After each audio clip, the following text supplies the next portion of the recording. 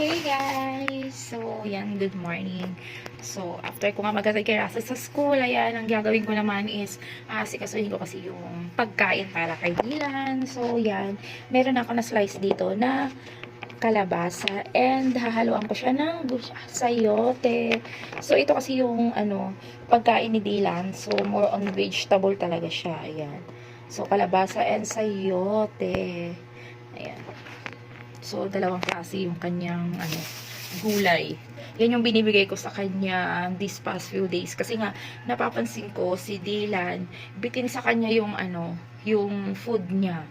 Tapos, kapag nabibitin siya ng pagkain, siya, maingay siya. So, parang gusto pa niya na kumain ulit, ganun.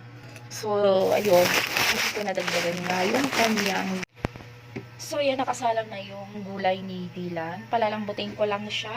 And kapag okay na, saka ko ihalo doon sa kanyang dry food. Yan. So, yan nga si Dylan, nag-aantay na talaga yan ng pagkain niya. So, 7 AM today, yan, saka siya kakain. Diba, Dylan?